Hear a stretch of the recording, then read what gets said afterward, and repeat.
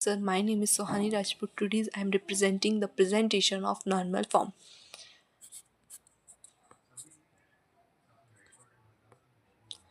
Normal form, which is also known as canonical form. Canonical form. Now, if a matrix of order m cross n is reduced to the form, अगर m cross n order का कोई matrix है, उसको अगर हम reduce करके इन चारों forms में लेकर आएंगे तो उसको हम बोलेंगे कैनोनिकल या नॉर्मल फॉर्म.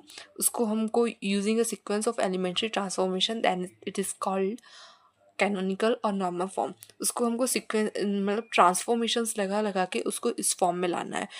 यहाँ पे जो हमारा आई आर जो है वो है हमारा identity matrix of order R and the rank is, और जो आर है वो उसकी रैंक है. एग्जाम्पल है जैसे कि अगर हमारे डायगोनली 1 1 आया तो हम जो ये 4 एलिमेंट्स हैं इनको I2 लिख देंगे और बाकी को 0 0 लिख देंगे. उसी तरह से यहाँ पे ये डायगोनली यहाँ पे 1 आ रहा है तो उसको हमने I3 लिख दिया जिसमें रैंक 3 है, और इधर जो पूरा कॉलम है वो 0 आया तो हमने इसको इस फॉर्म में कन्वर्ट कर दिया.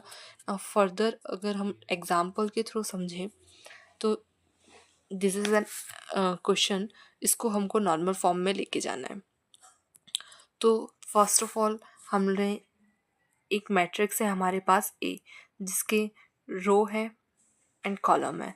तो ये 4x3 का मैट्रिक्स है हमारे पास. इसको हमको इसको नॉर्मल फॉर्म में लेके जाना है. तो पहले हम लोग ट्रांसफॉर्मेशंस का, जैसे हम लोग थ्योरी में देखा कि पहले ट्रांसफॉर्मेशंस लगाने हैं हमको. तो अगर हम ट्रांसफॉर्मेशंस का यूज़ करेंगे तो R2 को चेंज हम करेंगे R2 minus R1 2R1, and R3 को चेंज करेंगे R3 माइनस 2R1. तो इसको अगर हम लोग चेंज करेंगे तो हमारा कुछ इस तरीके से निकल के आएगा. फिर अगर हम कॉलम में ट्रांसफॉर्मेशन लगाएंगे तो C3 को चेंज करेंगे C3 minus 2C1 and C4 को चेंज करेंगे C4 माइनस C1. तो हमारा इस तरीके से ये निकल के आएगा मैट्रिक्स. देन उसके बाद हम लोग फर्दर मूव करेंगे और ट्रांसफॉर्मेशंस का यूज़ करते हुए.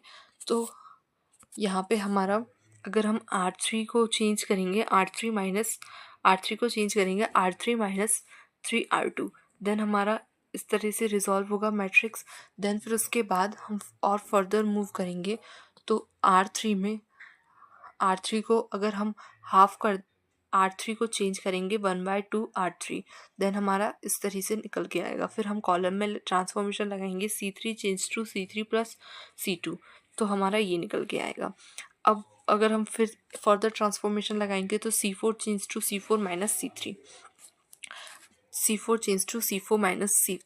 तो ये हमारा मैट्रिक्स निकल के आएगा. अब हमको इसमें डायगोनली अगर हम लोग देखेंगे तो ये हमारा हमको लग रहा है कि चेंज हो रहा है फॉर्म.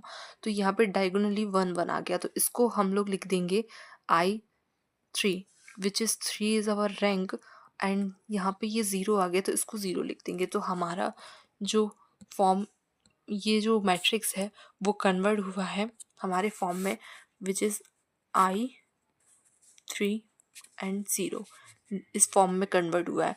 और हमारी 3 क्या है, रैंक है, और I हमारा आइडेंटिटी मैट्रिक्स है. तो this is the all example of normal form.